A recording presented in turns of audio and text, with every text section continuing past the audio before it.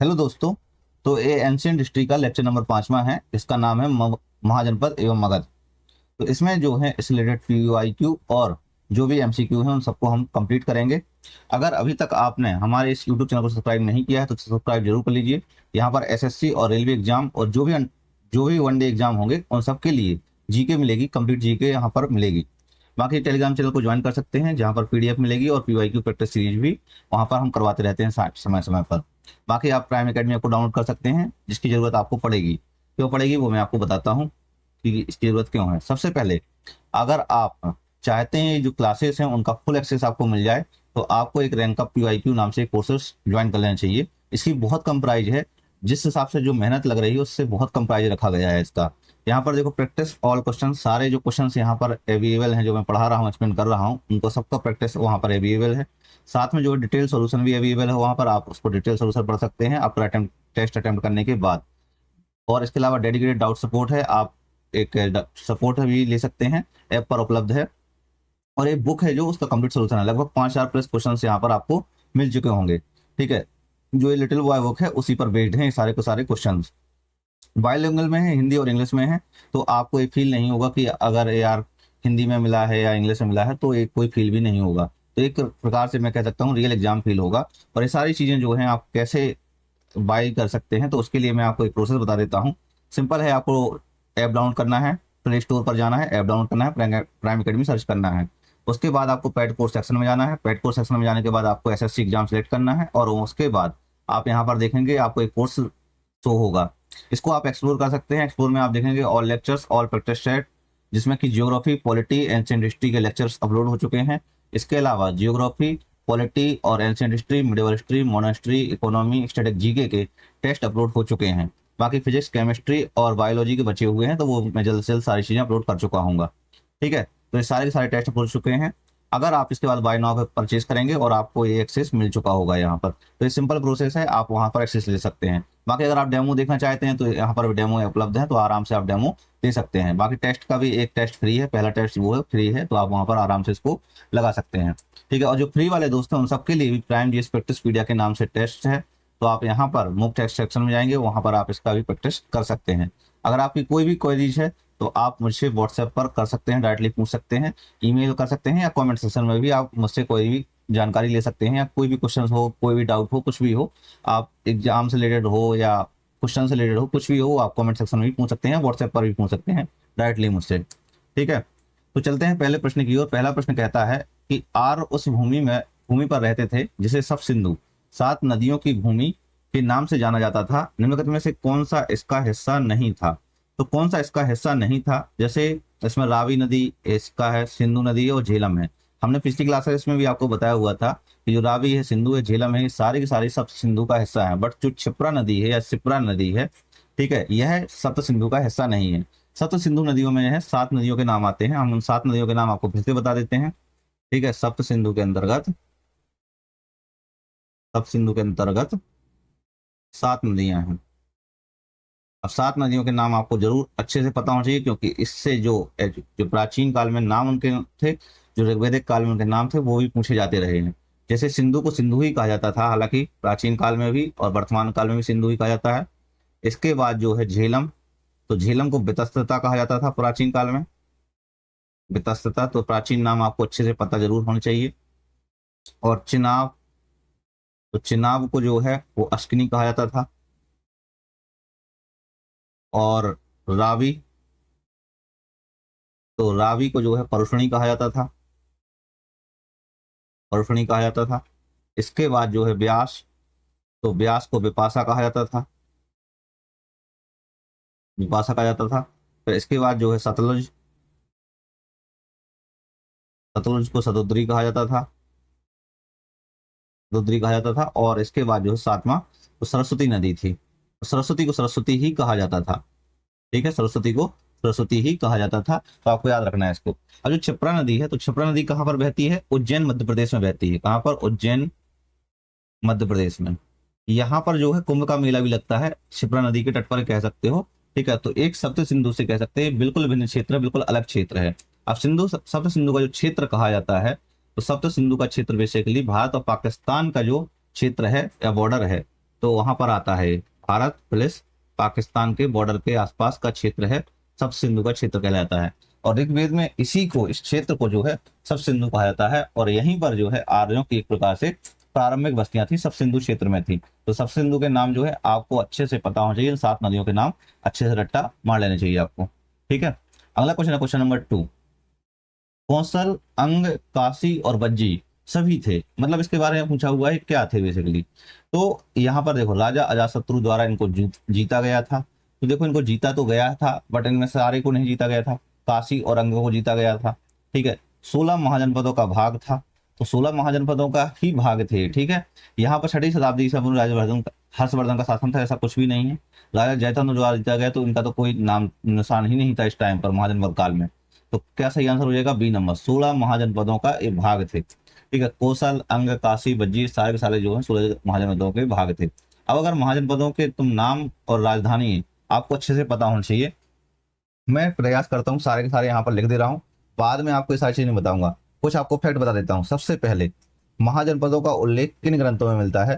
तो 2 ग्रंथ हैं, एक तो है अंगुत्तर निकाय जो कि बौद्ध ग्रंथ है, पाली भाषा में लिखा हुआ है, दूसरा है जैन ग्रंथ भगवती सूत्र। ठीक है, तो कौन सा महाजनपदों का उल्लेख, यहाँ पर अगर आप देखोगे तो महाजनपदों का उल्लेख ये आपको अच्छे से पता होना चाहिए। सबसे पहले आता है जैसे बौद्ध ग्रंथ, तो बौद्ध ग्रंथ में कौन सा आता है? अंगुत्तर निकाय। कौन सा? अंगुत्तर निकाय। और इसके बाद जो है दूसरा वो आता है, सिंपल सा है, जैन ग्रंथ यानी कि भगवती सूत्र। जो जैन ग्रंथ है वो कौन सा है? भगवती सूत्र। इन दोनों जगह पे ही इसमें महाजनपदों का उल्लेख मिलता है, भगवती सूत्र में महाजनपदों का उल्लेख मिलता है। तो आपको ये 2 नाम अच्छे से पता होना चाहिए। अब जो अंगुत्तर निकाय है वो पाली भाषा में था। ठीक है, अब देखो अगर हम महाजनपदों उनकी राजधानियों के नाम देखते हैं, तो सबसे पहले जैसे अंग, ठीक है, अंग महाजनपद है, इसकी राजधानी जो थी वो थी चंपा। ये नाम आपको अच्छे से रट्टे मारते चलना है और लिख लेना है आपको बेहतर तरीके से सारे के सारे, क्योंकि बहुत इंपॉर्टेंट है। ठीक है, दूसरा जैसे आ जाता है मगध। तो मगध की पहले राजधानी थी राजगृह, बाद में उसको बदलकर पाटलिपुत्र कर दिया गया था अजातशत्रु के द्वारा ही। अजय राजगृह, इसके बाद पाटलिपुत्र। तो 2 राजधानियां थी बाद में। ठीक है, इसके बाद काशी। तो काशी की जो राजधानी थी वो थी वाराणसी। कौन सी? वाराणसी थी। इसके अलावा वत्स आ जाता है, तो वत्स महाजनपद की राजधानी थी कौशाम्बी। कौशाम्बी। और इसके बाद आता है कौशल महाजनपद। तो कौशल महाजनपद की राजधानी थी श्रावस्ती या अयोध्या। श्रावस्ती, बस्ती या अयोध्या, या अयोध्या। तो ये नाम आपको बहुत अच्छे से याद होते जाने चाहिए। 6वें नंबर पे आ जाएगा सूरसेन। सूरसेन, सूरसेन की जो राजधानी थी वो थी मथुरा। मथुरा। और इसके अलावा आ जाता है पांचाल महाजनपद। तो पांचाल महाजनपद की राजधानी थी अहिछत्र या काम्पिल। अहिछत्र या काम्पिल, और काम्पिल 2 राजधानियां थी, काम्पिल। ठीक है, और इसके बाद जो आ जाता है वो आ जाता है कुरु। कुरु महाजनपद की राजधानी थी जो वो थी इंद्रप्रस्थ। इंद्रप्रस्थ। ठीक है, और इसके बाद जो आ जाएगा नाम वो आ जाएगा मत्स्य महाजनपद। मत्स्य जनपद महाजनपद की राजधानी जो है वो विराटनगर आ जाएगी।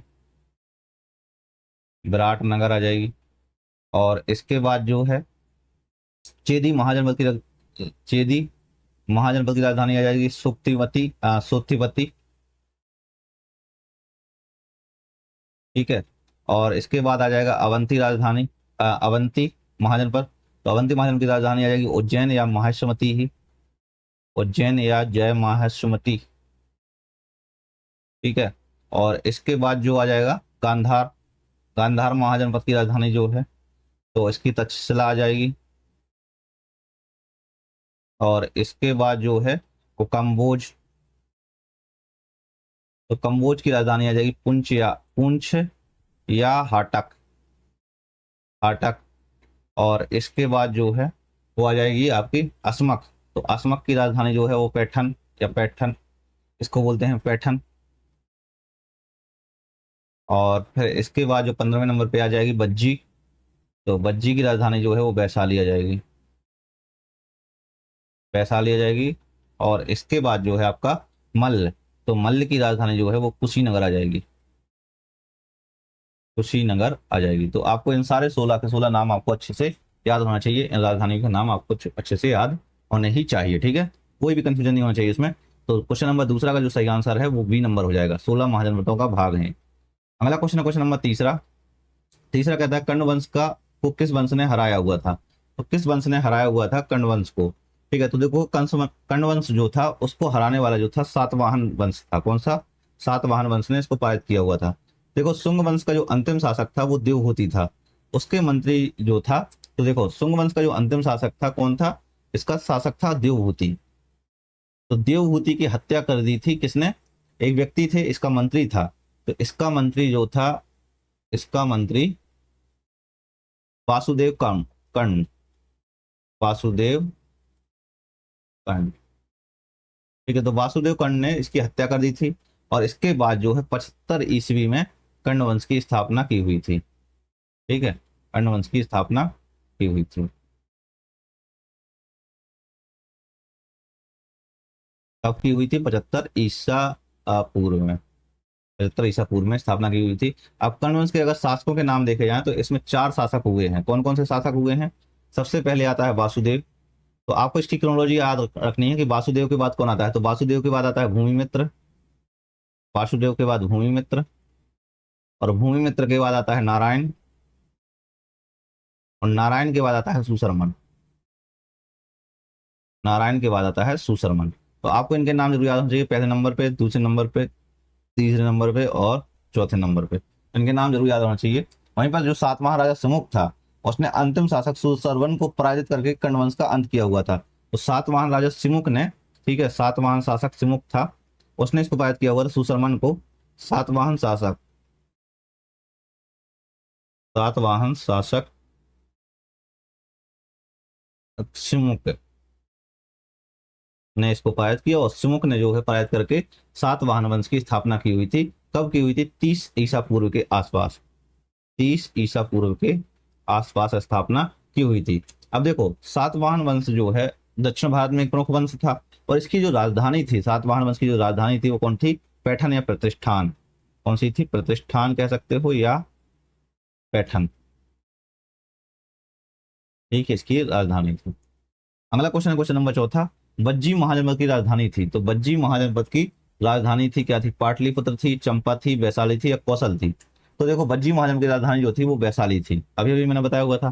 तो बज्जी महाजन की राजधानी कौन सी थी? वैशाली थी। तो सी नंबर सही आंसर हो जाएगा इसमें। अब देखो बज्जी जो थी, बज्जी के बारे में अगर थोड़ी सी डिटेल में हम थोड़ी सा पढ़ लेते हैं। तो देखो सबसे पहले आता है बज्जी जो है कुल 8 कुलों का गढ़ संघ था, ओलिगार्की था। ठीक है, 8 कुलों का गढ़ संघ था, कुलों का गढ़ संघ था, या गणराज्य भी कहा जाता है इसको। ठीक है, गढ़ संघ यानी कि ओलिगार्की, ओलिगार्की था। ठीक है, इसमें जो है 3 कुल थे, जिसमें प्रमुख 3 कुल थे। इन 3 कुलों के नाम आपको अच्छे से पता होना चाहिए, इन तीनों के नाम याद होना चाहिए आपको। ठीक है, अब कौन 3 कुल थे? सबसे पहले एक तो आ जाता है लिच्छवी। ठीक है, लिच्छवी, गणराज्य आता है लिच्छवी। ठीक है, अब इसके बाद आता है विदेह, विदेह, विदेह राज्य की जो राजधानी थी वो मिथिला थी। इसकी विदेह राज्य की राजधानी जो थी, इसकी राजधानी का नाम था मिथिला।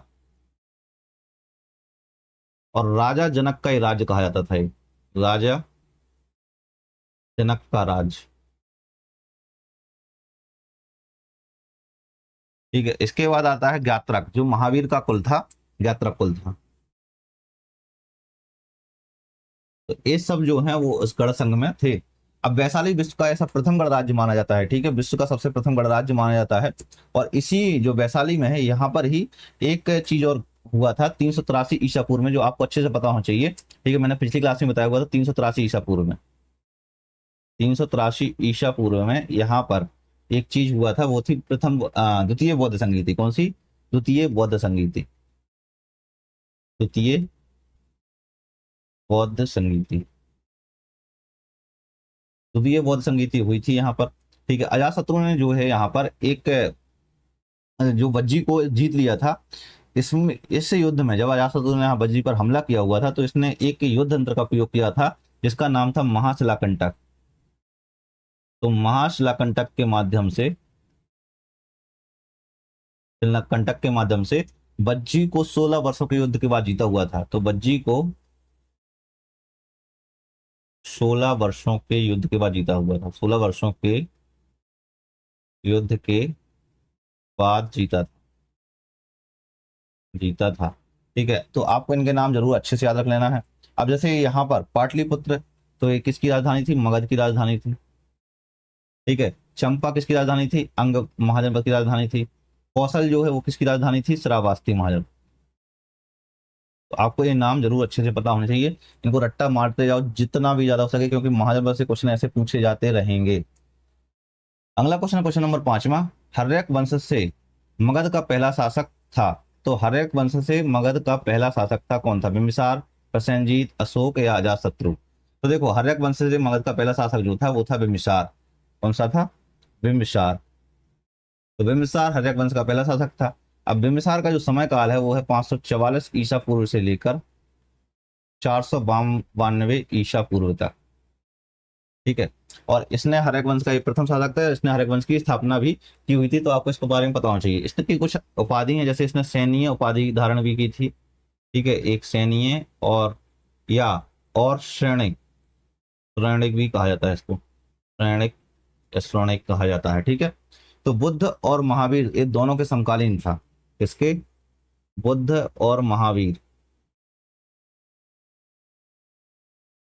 बुद्ध और महावीर दोनों के समकालीन, दोनों के समकालीन था, समकालीन था। और बिंबिसार ने ही अंक पर विजय प्राप्त की हुई थी। अब इसने देखो, इसने क्या किया हुआ था कि जो कौशल का राजा था प्रसेनजीत, उसकी बहन एक थी, बहन थी जो था महाकौशला, उनसे विवाह किया हुआ था। और उसको जो है यहाँ पर विवाह से, महाकौशला से विवाह के पश्चात काशी को दहेज में मिला था। इसको काशी जो है दहेज में मिला हुआ था। इसके बाद इसने देखो, लक्ष्मी लक्ष्मी राजकुमार थी चेलना, और मद्र कुल की राजकुमारी थी खेमा, उनसे भी इसने विवाह किया हुआ था। तो 3 विवाह किए हुए थे। सबसे पहले इसने जिससे विवाह किया हुआ था, तो अगर देखा जाए तो एक हो जाएगा महाकौशला से विवाह किया। ठीक है, महाकौशला जो प्रसेनजीत थे, जो कौशल के राजा प्रसेनजीत थे उसकी बहन थी। तो महाकौशला से विवाह किया और काशी इसको दहेज में मिला हुआ था। ठीक है, दूसरा जो है विवाह किया हुआ था तो लक्ष्मी राजकुमारी, लक्ष्मी राजकुमारी चेलना से विवाह किया हुआ था, और मद्र कुल की खेमा से भी विवाह किया हुआ था। और जो है मद्र कुल की खेमा से भी विवाह किया हुआ था, खेमा से भी विवाह किया हुआ था। तो इनके नाम आपको याद रखना है। अब इसके अलावा एक और चिकित्सक जीवक थे, जो एक जीवक को अवंती के राजा जो थे प्रबोध के इलाज के लिए भेजा हुआ था इसने। ठीक है, तो इसको ध्यान रखना है आपको। तो इसका सही आंसर जो है 5वें का वो ए नंबर हो जाएगा। अगला क्वेश्चन, क्वेश्चन नंबर 6वां, निम्नलिखित में से कौन से वत्स महाजनपद की राजधानी थी? तो वत्स महाजनपद की राजधानी कौन सी थी? देखो, तो वत्स महाजनपद की जो राजधानी थी वो थी कौशाम्बी। कौन सी थी? कौशाम्बी। मैंने ऑलरेडी बताया हुआ था, कौशाम्बी राजधानी थी। ठीक है, अब महाजनपदों के प्रमुख स्रोत में एक और आता है सबसे पहले। देखो, अब कई सारे क्वेश्चंस आपके दिमाग में आते होंगे कि यार जो महाजनपद है, मैंने 2 ही बताए हुए थे, बौद्ध ग्रंथ अंगुत्तर निकाय और जैन ग्रंथ भगवती सूत्र, जहां पर महाजनपदों का उल्लेख मिलता है। लेकिन और भी कई सारे ग्रंथ हैं जिनमें अलग अलग तरीके से बहुत सारे महाजनपदों का उल्लेख मिलता है। जैसे कि पाणिनि की रचित जो अष्टाध्यायी है, तो अष्टाध्यायी में भी ये उल्लेख मिलता है, क्योंकि अष्टाध्यायी जो है 500 ईसा पूर्व के आसपास की बुक थी। ठीक है, तो अष्टाध्यायी में भी 40 महाजनपदों का उल्लेख मिलता है, 40 महाजनपदों का।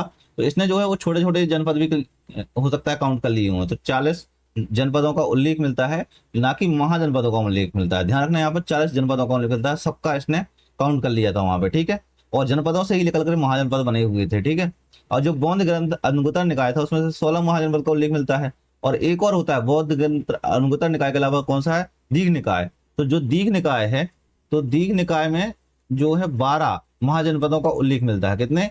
12 महाजनपदों का उल्लेख मिलता है। आपसे क्वेश्चन पूछा जाएगा कौन से ऐसे ग्रंथ है जिसमें 16 महाजनपदों के नाम मिलते हैं, उनमें समानताएं मिलती हैं? तो जैन ग्रंथ और अंगुत्तर निकाय है, इनके नाम आपको अच्छे से पता होना चाहिए। अब जैसे अहिछत्र है, तो अहिचत्र किसकी राजधानी थी? उत्तरी पांचाल की राजधानी थी। किसकी? उत्तरी पांचाल की राजधानी थी। उज्जैनी जो है अवंती की राजधानी थी। अवंती की राजधानी थी। और वैशाली जो है वो वज्जी की राजधानी थी। ठीक है। वत्स महाजनपद के देखो यहाँ पर वत्स महाजनपद जो कौशाम्बी की राजधानी थी, ठीक है, इसके प्रमुख शासक था उदयन। कौन? उदयन। और यह जो है उदयन, ठीक है, कई बार क्वेश्चन पूछा जाता है उदयन किसके समकालीन थे, तो बुद्ध और बौद्ध धर्म के बुद्ध के समकालीन थे। ठीक है, उदयन जो है बुद्ध के समकालीन थे। समकालीन थे। ठीक है। क्वेश्चन नंबर 6 का सही आंसर जो है वो डी नंबर हो जाएगा। क्वेश्चन नंबर 7वां, कौशल महाजनपद 6ठी शताब्दी ईसा पूर्व आधुनिक समय में किस राज्य का हिस्सा है? तो कौशल महाजनपद के बारे में पूछा है, यह आधुनिक समय में किस राज्य का हिस्सा है? तो कौशल महाजनपद जो अभी वर्तमान में है वो है उत्तर प्रदेश का हिस्सा। किसका? उत्तर प्रदेश का हिस्सा है। यह 2023 में ही पूछा गया है। ठीक है। कौशल महाजनपद की जो राजधानी है, तो कौशल महाजनपद की राजधानी कौन सी थी? श्रावस्ती है। श्रावस्ती थी। ठीक है। और दूसरी राजधानी अगर देखा जाए तो दूसरी राजधानी अयोध्या थी। दूसरी राजधानी अयोध्या थी। ऑलरेडी मैं ये सारी चीजें बता चुका हूँ, एक बार राजधानी बता दी बहुत है, काफी है। अब कौशल महाजनपद के बारे में अगर थोड़ी सा और देखा जाए, तो मैंने अभी वही बताया हुआ था, कौशल के राजा जो थे वो कौन थे? प्रसेनजीत। कौशल के राजा कौन से थे? प्रसेनजीत। अब प्रसेनजीत ने जो है ये बुद्ध के मित्र भी रहे और समकालीन भी रहे थे। अजात शत्रु ने कौशल को पराजित किया हुआ था, जो मतलब उनको पराजित कर दिया हुआ था। अब इसमें क्या हुआ था, जो प्रसेनजीत की बहन थी महाकौशला, उनका विवाह उससे हुआ था, बिंबिसार से हुआ था। बिंबिसार की हत्या किसने की हुई थी? अजातशत्रु ने की हुई थी। ठीक है। अजातशत्रु के बाद शासक कौन आया था? उदयन आया हुआ था। ठीक है। तो इस तरीके से एक क्रोनोलॉजी आपको अच्छे से पता होनी ही चाहिए। ठीक है। अगर कुछ महाजनपदों के नाम मैंने सब कुछ बता दिया था ऑलरेडी, आपको बता दिया था। अब जैसे मध्य प्रदेश में कौन सा है, तो मध्य प्रदेश में अवंती है।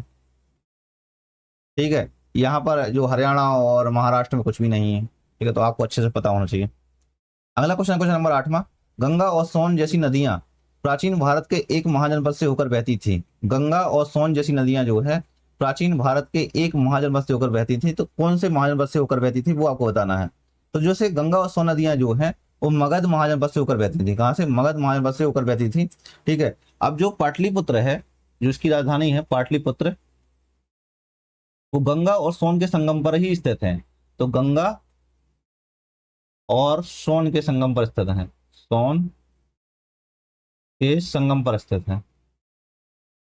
संगम पर स्थित है। ठीक है। और मगध जो है सबसे शक्तिशाली महाजनपद बनकर उभरा हुआ था, इस पर ध्यान रखना है आपको। ठीक है। अब मगध के जो शासक रहे हैं अगर देखा जाए, तो किन शासकों की वजह से और किन वंशों की वजह से शक्तिशाली बना हुआ था, तो मोस्टली 4 वंशों के नाम गिने जाते हैं। हालांकि उनमें से 3 वंशों के नाम गिने जाते हैं, उसके बाद जो है क्रोनोलॉजी ऑर्डर स्टार्ट हो जाता है।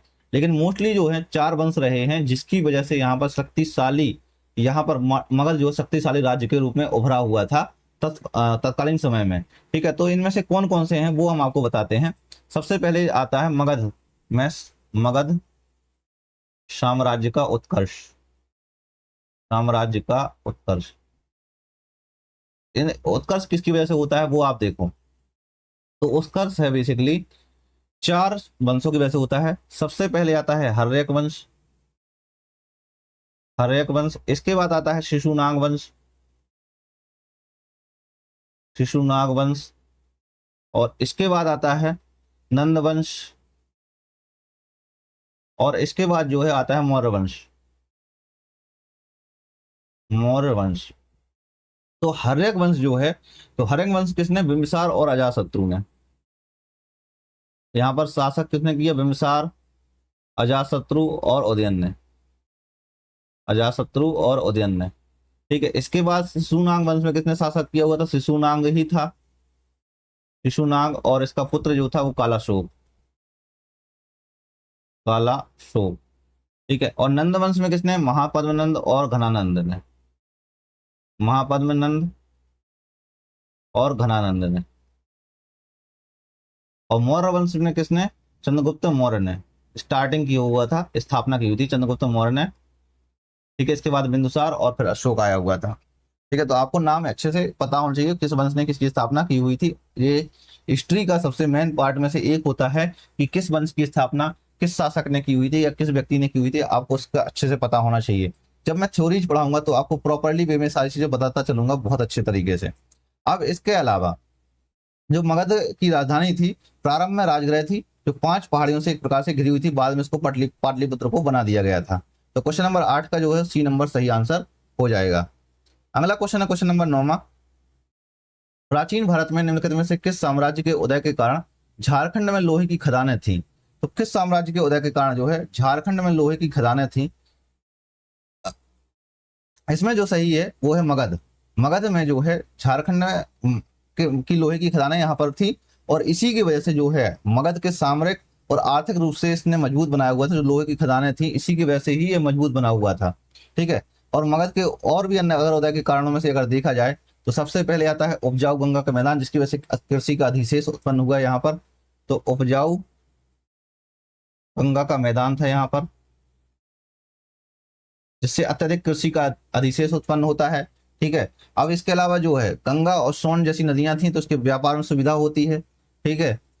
गंगा और सोन जैसी नदियों से व्यापार की सुविधा हुई, और यहाँ पर हाथियों की प्रचुरता भी थी, हाथियों की प्रचुरता भी थी, जिसकी वजह से सैन्य शक्ति में इसका इस्तेमाल भी अच्छा खासा हुआ। और राजगृह जो है उसको एक प्रकार से सामरिक सुरक्षा मिली हुई थी, प्राकृतिक सामरिक सुरक्षा मिली हुई थी। किस तरीके से?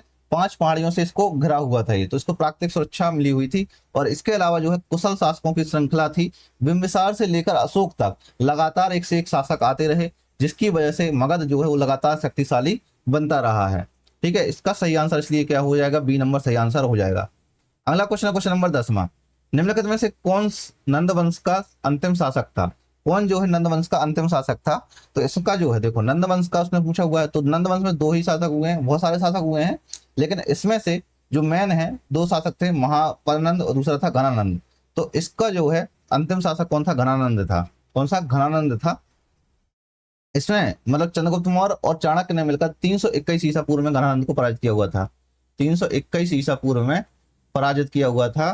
किसने? चंद्रगुप्त मौर्य ने पराजित कर दिया था। ठीक है। अब नंदवंश के शासकों का अगर क्रम देखा जाए तो इसमें लगभग 8 से 9 लोग शासक रहे हैं। सबसे पहले महापद्मनंद जो है, महापद्मनंद इसका संस्थापक था।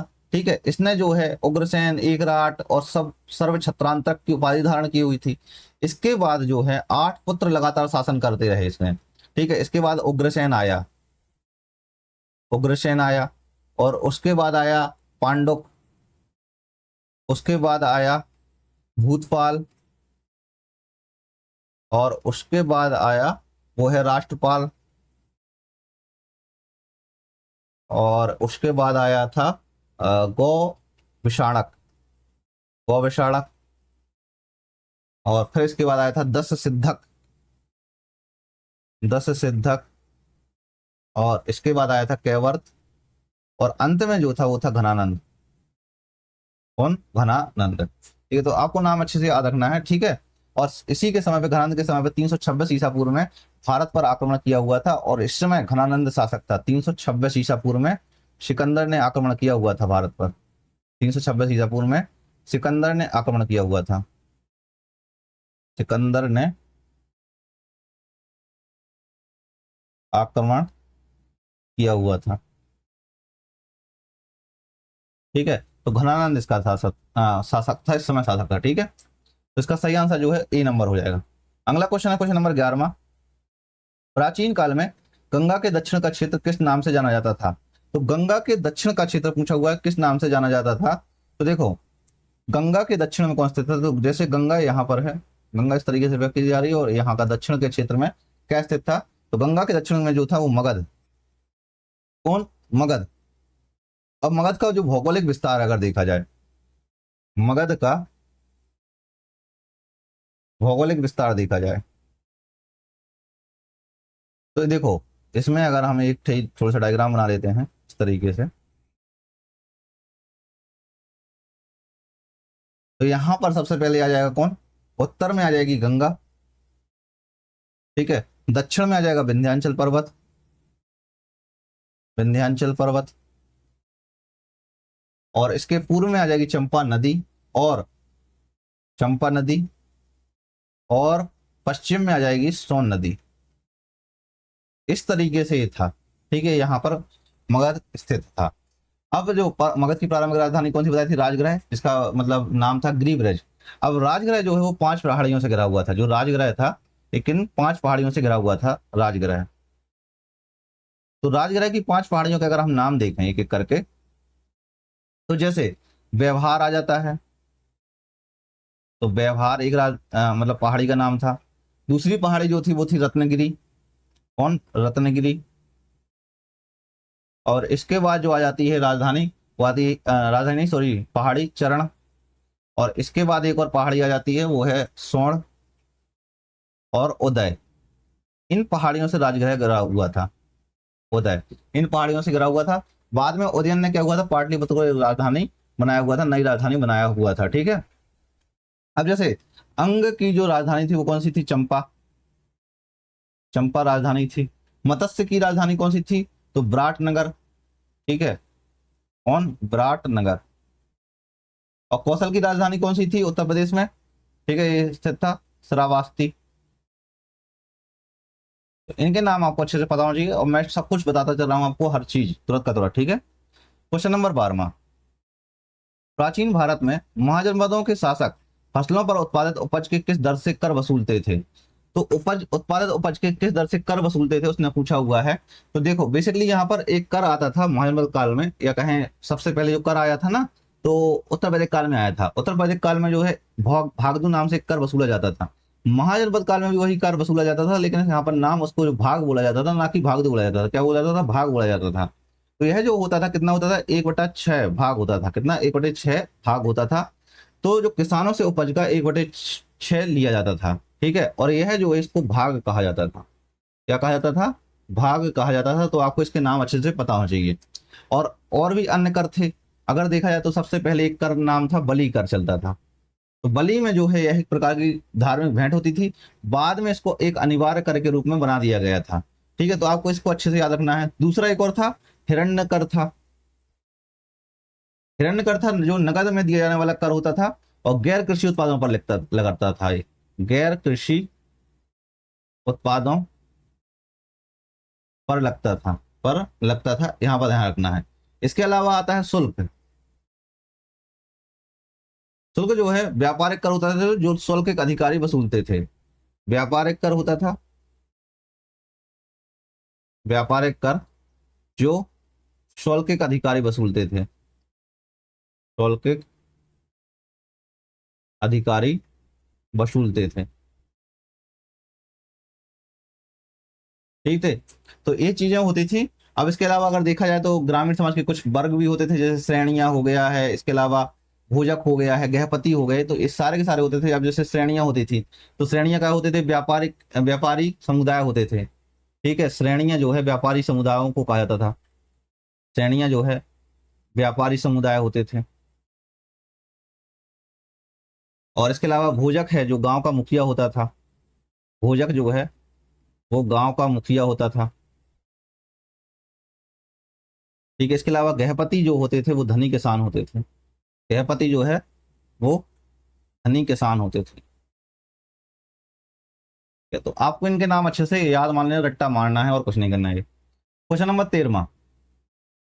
निम्नलिखित में से शासक का नाम साम्राज्य का कौन सा जोड़ा सही सुमेलित है? तो साम्राज्य का नाम इसको आपको देखना है। तो महाजनपद मगध साम्राज्य, बात सही है भाई। महाजनपद नहीं, महापद्मनंद लिखा हुआ है। तो महापद्मनंद मगध साम्राज्य से जुड़ा हुआ। अजातशत्रु मौर्य साम्राज्य से नहीं जुड़ा हुआ है, ये गलत है। ठीक है। अजातशत्रु है वो भी मगध साम्राज्य का ही शासक था। ठीक है। तो ये वाला गलत हो जाएगा। तो केवल एक सही है, केवल एक सही है, बाकी आपको मैं ऑलरेडी बता चुका हूँ। अजातशत्रु ने जो है मगध पर ही शासन किया हुआ था। कब से कब तक? 492 ईसा पूर्व से लेकर 460 ईसा पूर्व तक। ठीक है। बाकी आपको मगध साम्राज्य के बारे में ऑलरेडी बता दिया था। Question number 14। हर्यक वंश का शासक अजातशत्रु जो है वो किसका पुत्र था? तो मैंने बताया हुआ था ये बिंबिसार का पुत्र था। किसका? बिंबिसार का पुत्र था। अब देखो बिंबिसार जो अजातशत्रु था, तो बिंबिसार में जो है और इनकी माता का नाम था चेलना, जो कि लच्छवी राजकुमारी थी। इनका पुत्र था ये, लच्छवी राजकुमारी थी, इनका ही पुत्र था। ठीक है।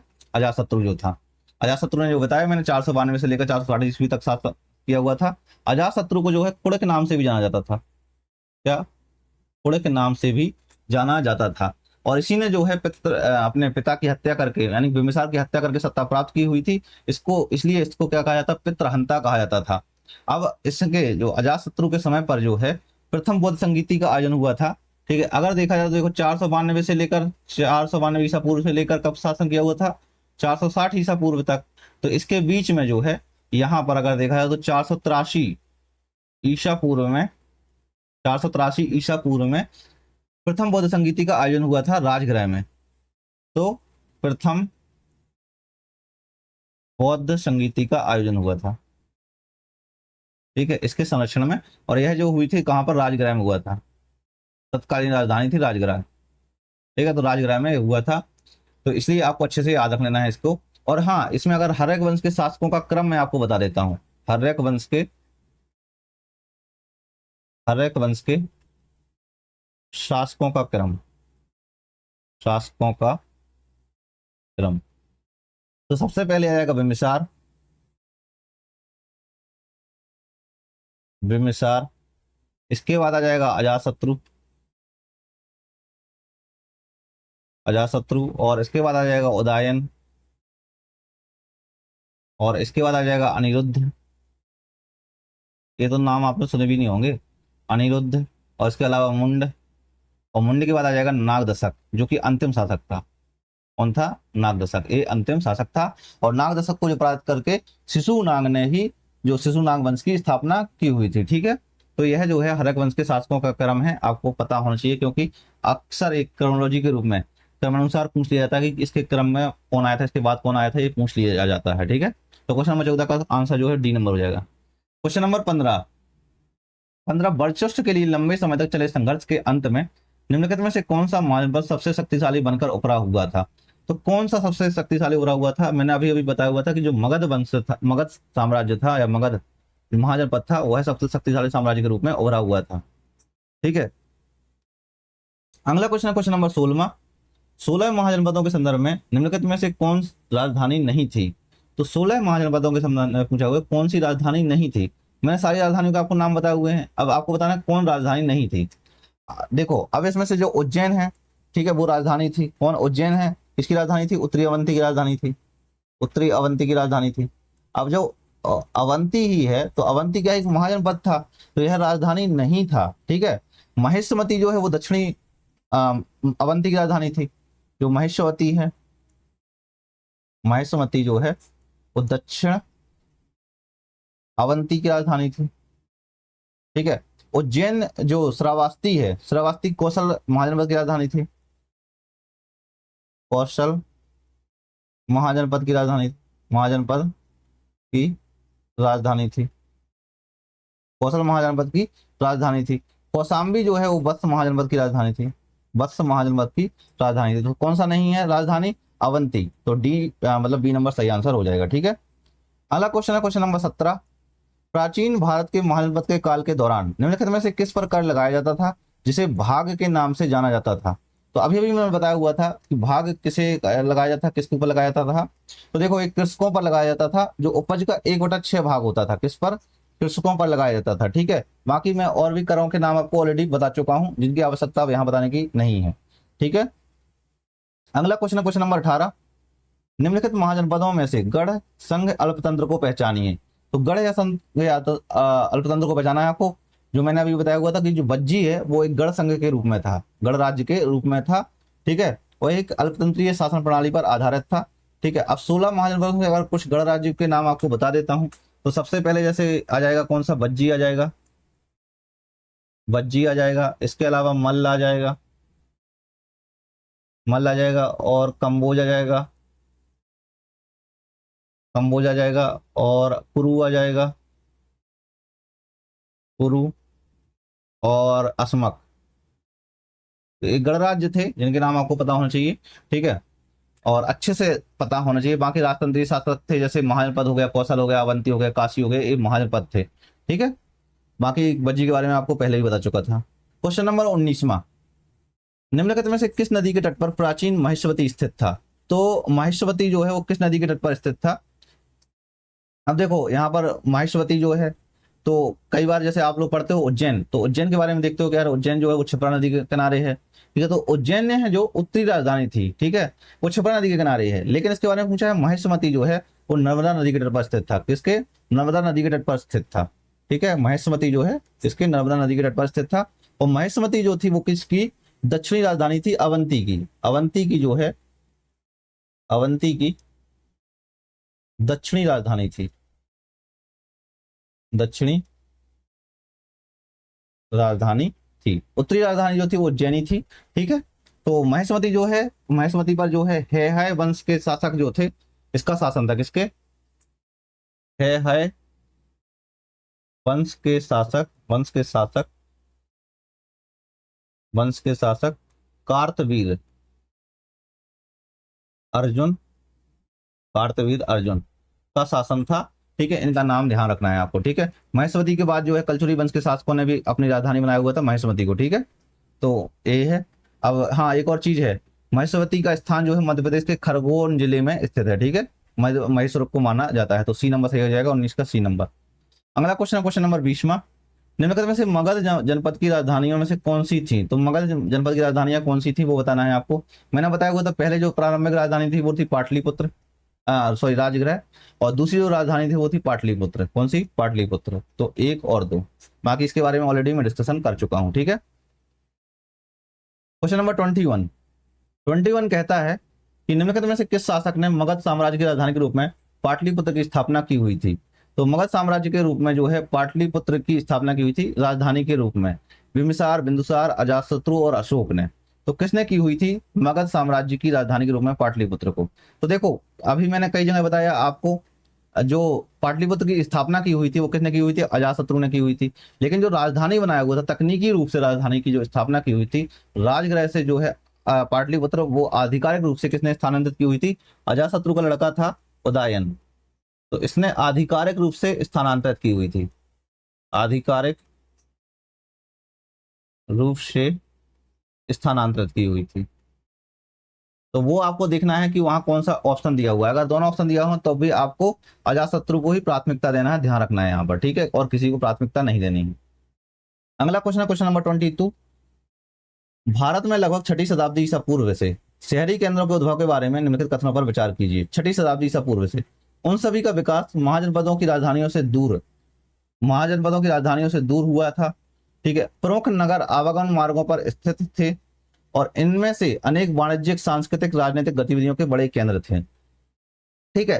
तो देखो, इसमें जो है अधिकांश जो शहरी केंद्र थे वो महाजनपदों की राजधानियों के निकट थे या उन्हीं के आसपास विकसित हुए थे। जैसे पाटलिपुत्र हो गया, मगध हो गया, तो दूर नहीं हुए थे बल्कि पास में विकसित हुए थे। तो ये वाला गलत हो जाएगा, पहला गलत हो जाएगा। प्रमुख नगर जो है आवागमन मार्गों पर स्थित थे, बिल्कुल सही है भाई। जो नगर है व्यापारिक और संचार मार्गों पर स्थित थे, जो एक प्रकार से मध्य एशिया और मध्य पूर्व से जोड़ते थे एक दूसरे को। तो ये वाला भी सही हो जाएगा। इनमें से अनेक वाणिज्यिक, सांस्कृतिक और राजनीतिक और गतिविधियों के बड़े केंद्र थे। एकदम सही है सब कुछ, क्योंकि ये द्वितीय नगरीकरण के बाद 6ठी शताब्दी ईसा पूर्व के आसपास इन नगरों का उदय होता है, ठीक है। प्रथम नगरीकरण है जो हड़प्पा सभ्यता के काल को माना जाता था। द्वितीय नगरीकरण जो है महाजनपद काल को माना जाता है, 6ठी शताब्दी ईसा पूर्व के आसपास के समय को माना जाता है। तो सही आंसर जो हो जाएगा वो बी नंबर हो जाएगा, यानी कि केवल 2 और 3 सही है, ठीक है। अगला क्वेश्चन है क्वेश्चन नंबर 23। प्राचीन भारत में निम्नलिखित महाजनपदों में से किसकी राजधानी तक्षशिला थी? तो किसकी राजधानी जो है वो तक्षशिला थी। मैंने सब शुरुआत में ही महाजनपद पढ़ाए हुए थे, तभी आपको बताया हुआ था। तो तक्षशिला जो है गांधार की राजधानी थी। किसकी? गांधार की राजधानी थी। यह एक शिक्षा का प्रमुख केंद्र भी था। यहाँ पर कई सारे शिक्षक थे, जैसे चाणक्य हो गया, जीवक हो गया, पाणिनि हो गया, ये प्रमुख शिक्षक थे यहाँ पर, ठीक है। गांधार जो है वर्तमान में पाकिस्तान के रावलपिंडी और पेशावर क्षेत्र में स्थित था, पेशावर क्षेत्र में स्थित था, ठीक है। तो आपको इसको याद रखना है अच्छे से, बिल्कुल बहुत अच्छे से, सारे फैक्ट तथ्य याद रखना है। मैंने महाजनपद और मगध के बारे में आपको काफी जानकारी दे दी है। अब हमारे जो है करीब 23 क्वेश्चन हो गए हैं, जो कि इस बुक में ही दिए हुए थे इतने। और अगर अभी तक आपने सोचा नहीं है कि रैंक FOIQ ज्वाइन करना है, तो प्लीज सोचिए इसके बारे में, क्योंकि आपके लिए ही ये फायदा है। आप जैसे SSC CGL एग्जाम देंगे और जो भी अन्य एग्जाम देंगे SSC के लिए, उसमें आपका बहुत महत्वपूर्ण योगदान मिलेगा आपको, क्योंकि आप एक सीक्वेंस वे में प्रैक्टिस कर सकते हैं चैप्टर वाइज में। अगर आपने थ्योरीज भी पढ़ी होंगी, कोई मतलब नहीं निकलेगा अगर आप उसकी प्रैक्टिस नहीं करेंगे, और स्पेशली सीबीटी फॉर्म में आप प्रैक्टिस नहीं करेंगे। और उसके लिए डिटेल सोल्यूशन भी पढ़ना जरूरी है, जिससे आप अन्य तथ्य भी पढ़ सकते हैं। तो डिटेल सोल्यूशन भी आपको यहाँ पर मिलेगा, और बाकी आपको डेडिकेटेड डाउट सपोर्ट, कोई भी कंफ्यूजन हो, कुछ भी हो, वो आप भी पूछ सकते हैं। तो इसके लिए आपको सिंपल है, कूपन कोड यूज करना है PUIQ50। तो यह जो बैच है आपको 149 का मिल जाएगा। कितने का? 149 का ये बैच मिलेगा। तो आप इसको परचेज कर सकते हैं, जाकर के ऐप को डाउनलोड कर सकते हैं। ठीक है, बाकी जो फ्री वाले दोस्त हैं जो यूट्यूब पर देख रहे हैं, वो हमारे इस ऐप को डाउनलोड करेंगे, और यहाँ पर आप मॉक टेस्ट सेक्शन में जाएंगे तो आपको प्राइम रिस्पेक्टेड पीडीएफ के माध्यम से चैप्टर वाइज टेस्ट मिलेंगे। अगर आपकी कोई भी क्वेरीज होगी तो आप मुझे डायरेक्टली व्हाट्सएप कर सकते हैं या ईमेल भी कर सकते हैं। बाकी अगर आपने पिछली सीरीज से नहीं जुड़े हुए हैं तो आप पिछली सीरीज को जरूर देख लीजिए। यहाँ पर आपको पॉलिटी, जियोग्राफी, और इसके अलावा आपको जो है यहाँ पर हमारे एंशिएंट हिस्ट्री प्लेलिस्ट शो हो रही होगी, तो आप जरूर इस प्लेलिस्ट को चेकआउट कर सकते हैं और देख सकते हैं, और लगातार हमारे साथ जुड़े रह सकते हैं। साथ में अगर आपकी कोई भी क्वेरी होगी तो आप डायरेक्टली कमेंट सेक्शन में भी बोल सकते हैं हमको। बाकी अपने दोस्तों के साथ इस वीडियो को जरूर शेयर करें और चैनल को जरूर शेयर करें। मिलते हैं नेक्स्ट वीडियो में। जय हिंद, जय भारत।